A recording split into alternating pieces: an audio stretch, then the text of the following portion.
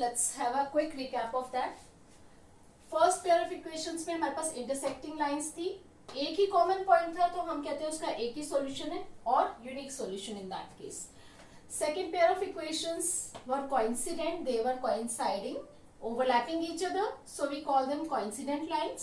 Or since infinite common points are there, they have infinitely many solutions. Third case में हमारे पास parallel lines आई थी, no common point, so they have no solution. Now let's check, is there any relation between the coefficients and the type of solution we are getting or not. इस case में अगर हम compare करें a1, b1, c1, हम क्या ले रहे हैं, फर्स्ट इक्वेशन के कोफिशिएंट्स, यानी कि a1 is coefficient of x, b1 is coefficient of y and c1 is the constant term. Here a2 is the coefficient of x in second equation, b2 is coefficient of y in second equation and c2 is the constant term we are taking.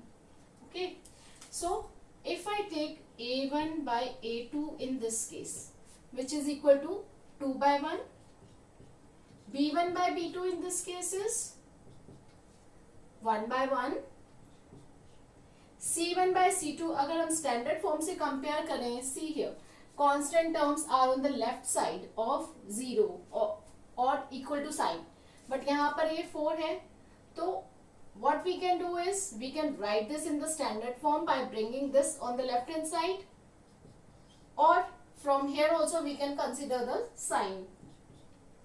So यहाँ पर c1 आ जाएगा -4, c2 आ जाएगा हमारा -2.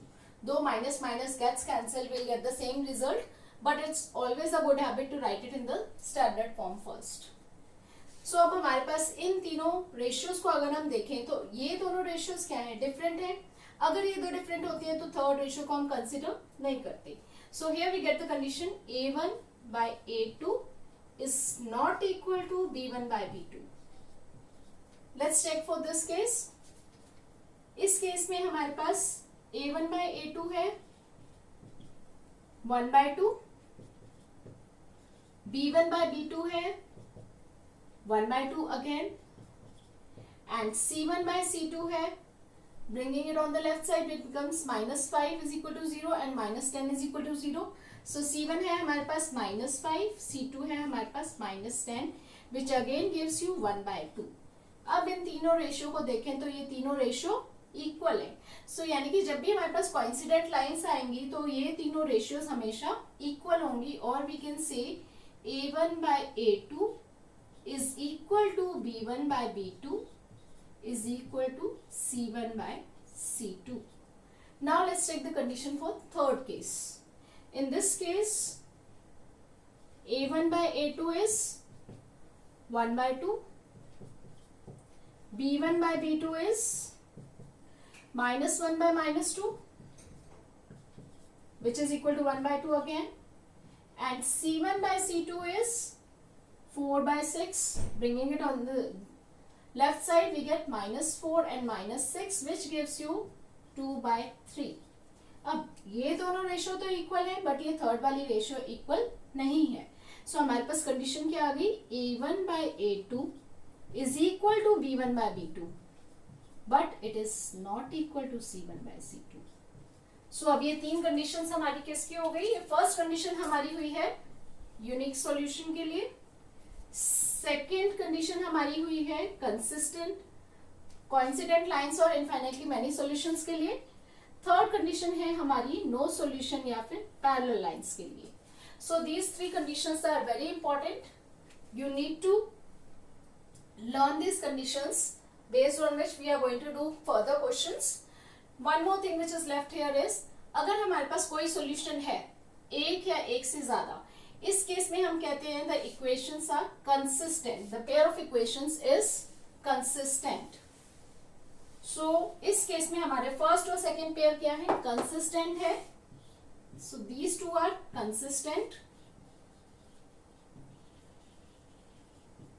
अब इस case में solution नहीं है तो इसको हम कहते हैं inconsistent.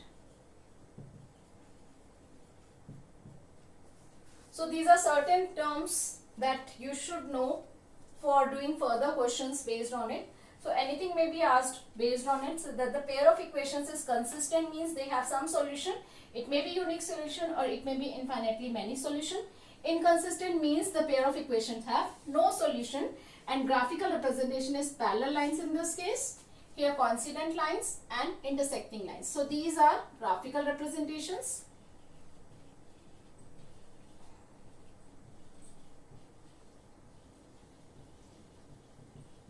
This one is the condition. अभी हमने ग्राफ्स बनाकर चेक किया था कि उनके सॉल्यूशन है कि नहीं है तो कितने हैं. Just by checking these conditions we can directly say कि गिवन पेयर ऑफ इक्वेशन के हमारे पास सॉल्यूशन है कि नहीं है. So further we need not draw graph for each and every pair to find out कि उसके सॉल्यूशंस है कि नहीं है. So this we have done. One more thing, infinitely many solutions को हम डिपेंडेंट भी बोलते हैं क्योंकि इसमें एक वेरिएबल दूसरे के ऊपर डिपेंड करता है. In this case it is independent. So children, all these terms are important for further questions that we are going to do. अभी हमने देखा था कि कंडीशंस क्या होंगी, consistent, inconsistent pair of equations के लिए, या फिर अगर हमें चाहिए यूनिक सॉल्यूशन, इनफाइनाइट सॉल्यूशन या नो सॉल्यूशन के लिए. ठीक है. Now let's take some questions. अब हमें क्या है, पेयर ऑफ इक्वेशंस दी हुई है कुछ, हमें पता लगाना है कि whether the following pair of linear equations are consistent or inconsistent, means कोई सॉल्यूशन है कि नहीं है. अगर है तो यूनिक है, इनफाइनाइटली मैनी सॉल्यूशन है या नो सॉल्यूशन है, और ग्राफिकल रिप्रेजेंटेशन किस तरह का है.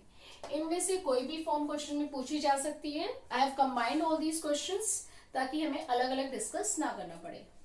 Okay. First example, as we have discussed, कि in order to find out all these things, what we need is the ratio of a1 by a2, b1 by b2 and c1 by c2, and that too the equation should be in the standard form. So constant term अगर right side में है तो भी हम -5 और -7 लिख के कर सकते हैं, और if you want first write it on the left hand side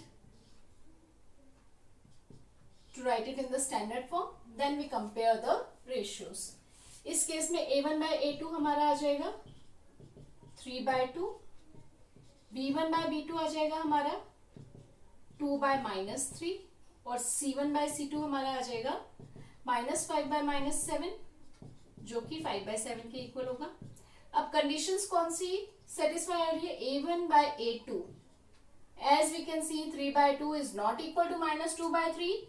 so condition हमारी फर्स्ट वाली सेटिस्फाई हो रही है that a1 by a2 is not equal to b1 by b2. Recall it, जब ये कंडीशन थी तो हमारे किस टाइप के सॉल्यूशंस था, कंसिस्टेंट है ये, और इस कंडीशन के अंडर आता है हमारे पास यूनिक सॉल्यूशन. और ग्राफिकल रिप्रेजेंटेशन की बात करें तो इस केस में हमारे पास आती है intersecting lines.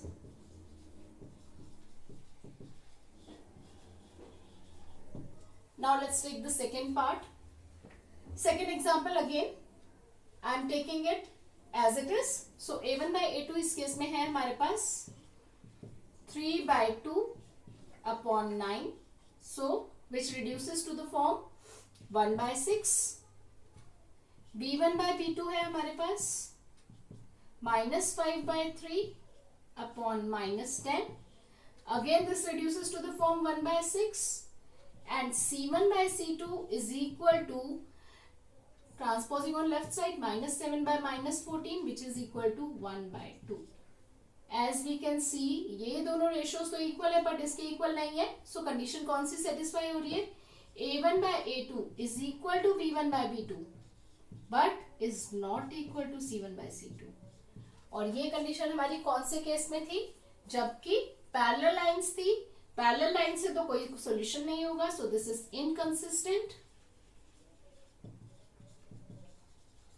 Equation, pair of equations have no solution, and the graphical representation is parallel lines. Third pair, if we take a1 by a2 in this case is 4 by 3 upon 2. This gives you 2 by 3. B1 by B2 is 2 by 3. C1 by C2 is minus 8 by minus 12, which is again 2 by 3. As we can see, all the three ratios are equal. So A1 by A2 is equal to B1 by B2 is equal to C1 by C2. इस case में हमारा क्या था, infinite solutions थे और coincident lines थी. क्योंकि solution है तो हम इसको कहेंगे consistent pair of equations. So it is consistent, has infinitely many solutions.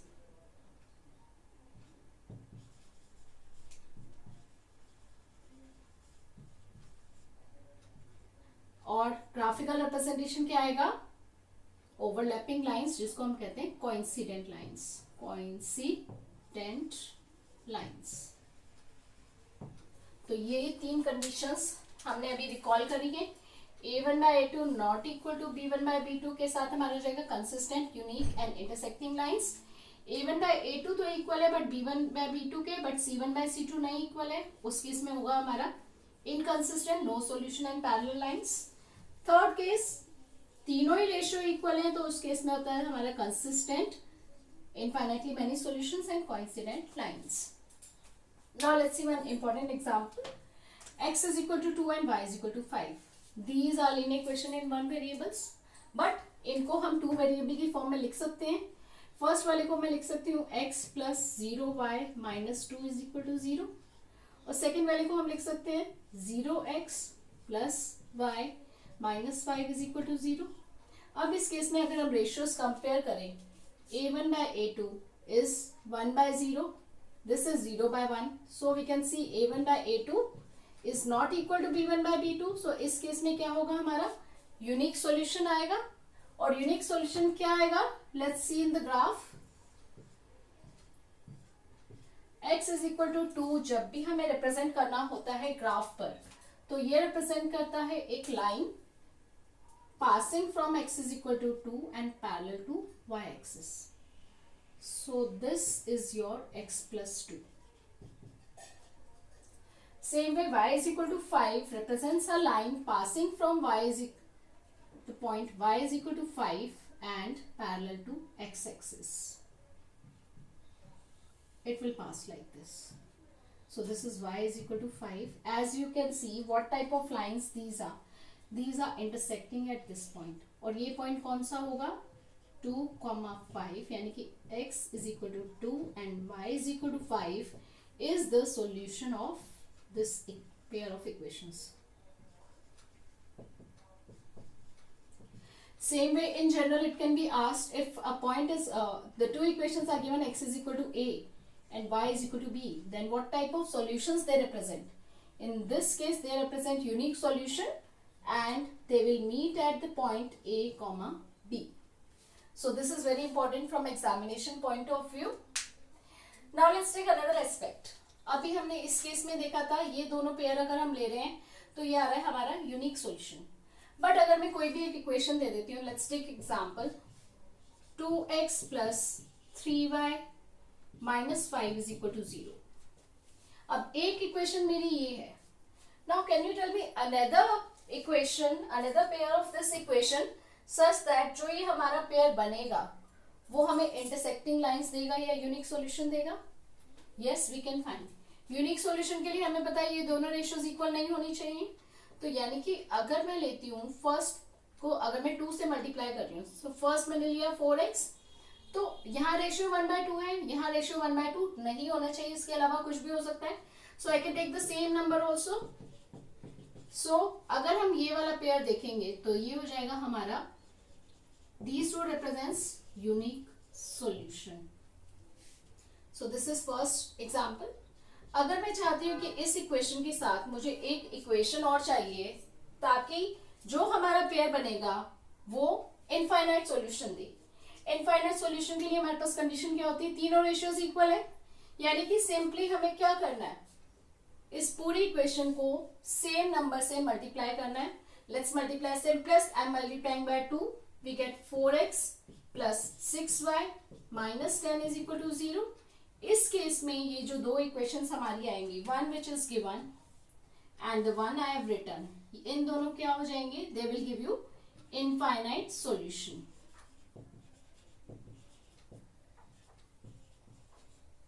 Okay, now let's consider the third case also. Third case में मैं चाहती हूँ कि मेरे पास एक इक्वेशन और आए जिससे कि ये जो पेयर बनेगा उससे क्या हो, इनकंसिस्टेंट हो या फिर नो सॉल्यूशन हो. अब कंडीशन क्या है, हमें ये दोनों रेशियोज इक्वल करनी है बट थर्ड रेशियो इक्वल नहीं होनी चाहिए. यानी कि फर्स्ट दो नंबर्स को सेम नंबर से मल्टीप्लाई कर दो, थर्ड को उससे नहीं मल्टीप्लाई करना, किसी और से कर दो और leave it as it is. So simplest I am multiplying by 2. Last one I am keeping as it is. So this pair of equations gives you inconsistent or no solution in this case. So this is also asked in CBSE exam. One of the equation was given, you have to write another equation such that the pair may be unique, infinite or having no solutions. So I hope the concept of these pairs is clear to all of you. Now let's take some questions in which we have to find out value of k when certain conditions are given. Like in first case, it's given a pair of equations is given to you. First part they are saying the equations have unique solution. अब unique solution के लिए हमें पता है condition क्या है, a1 by a2 is not equal to b1 by b2. So यहाँ पर क्या हो जाएगा, a1 by a2, a1 is 2 upon k is not equal to b1 is minus 3 upon 5. यहाँ से हमारे पास क्या आ जाएगा, 10 is not equal to minus 3k या फिर k is not equal to minus 10 by 3. So ये हमारी कंडीशन आ गई, k is not equal to minus 10 by 3. Or in other words we can say k can be any real number except minus 10 by 3 in order for these pair of linear equations to have unique solution. So this completes our first part for unique solution. For no solution, the condition is a1 by a2 is equal to b1 by b2 is not equal to c1 by c2. So let's put these values. a1 by a2 हमारा है 2 by k, b1 by b2 हमारा है minus 3 by 5 and is not equal to c1 by c2 is minus 1 by minus 7. So which gives you the ratio as 1 by 7 only. अब ये तो not equal to है, so let's take these two conditions. 2 by k is equal to minus 3 by 5 which gives you k is equal to minus 10 by 3. So इस case में अगर k की value minus 10 by 3 होगी तब हमारे पास आएगा no solution, और k की वैल्यू अगर minus 10 by 3 नहीं है उस केस में आएगा हमारे पास unique solution. Let's take next example. In this pair of linear equations they have infinitely many solutions. We have to find out the value of c in this case, not k. We have to find out the value of c in this case and the variables a, b in the second pair. So for this, since they have infinitely many solutions, what is the condition? For infinitely many solutions, the condition is a1 by a2 is equal to b1 by b2 is equal to c1 by c2. So a1 by a2 यहाँ पर आ जाएगा c by 12 is equal to b1 by b2 is 3 by c is equal to 3 minus c upon minus c. Clear? अब इस case में क्या होगा, infinitely many solutions में तीनों ही रेशियोज इक्वल होंगे, और अगर हमारा वेरिएबल तीनों साइड में है तो पहले हम इन दोनों को लेंगे, फिर इन दोनों को, या फिर इन दोनों को लेकर हमें क्या करना होगा, जो हमारा सॉल्यूशन फर्स्ट पेयर से आएगा वो हमें क्रॉस चेक करना होगा. Like if I take first and second, this case में c square is equal to 36 या फिर सी हो गया हमारा प्लस माइनस 6. अब अगर मैं फर्स्ट और थर्ड ले रही हूँ और क्रॉस मल्टीप्लाई करती हूँ, दैट इज सी बाय 12 मैंने लिया यहाँ पर 3 minus c upon minus c, cross multiply we get minus c square is equal to 36 minus 12c. Bring it on this side. So इसमें क्वाड्रेटिक इक्वेशन बन रही है हमारी c square minus 12c plus 36 is equal to 0. उससे हमारे पास ये कौन सी form आ रही है? This is equal to c minus 6 whole square. This is of the form a square plus b square minus 2ab. So I can write it directly as c minus 6 whole square. यानी कि इससे हमारे पास roots क्या आएंगे? c is equal to 6 and 6. यहाँ पर हमारे पास था प्लस माइनस 6, यहाँ पर हमारे पास है 6 and 6. तो इस केस में हमें कॉमन सॉल्यूशन चेक करना है जो कि है हमारे पास c is equal to 6 and c is equal to 6 in this case. So therefore the required value for c in this case is 6. Second part. In second part, these are the two equations. So following the same method for infinitely many solution, these three ratios will be equal. So a1 by a2 means 2 upon a plus b is equal to 3 upon 2a minus b is equal to c1 is minus 7 upon minus 21. That gives you 1 by 3. So we can write here 2 upon a plus b is equal to 3 upon 2a minus b is equal to 1 upon 3. Again ये तीनों ratios equal हैं तो हम क्या करेंगे? हमें कोई भी दो ले सकते हैं. तो I'll prefer कि एक साइड मेरी constant हो, यानी कि I'm going to take first and third and second and third. जब मैं इन दोनों को कंसिडर करती हूँ तो 2 upon a plus b is equal to 1 by 3. Cross multiplying we get 6 is equal to a plus b, जिससे हमारे पास एक इक्वेशन आ गई. Now let's move to second part. अगर मैं सेकेंड और थर्ड को कंपेयर करती हूँ 3 upon 2a minus b is equal to 1 by 3. Cross multiply we get 9 is equal to 2a minus b. अब हमारे पास दो इक्वेशंस आ गई. अब यहाँ से मैं b की वैल्यू निकाल के यहाँ पर डाल सकती हूँ. b की वैल्यू हमारे पास आ जाएगी 6 माइनस a यहाँ से, जो कि मैं सब्स्टिट्यूट करूंगी यहाँ पर. So this implies 9 is equal to 2a minus b की वैल्यू है 6 minus a from first equation.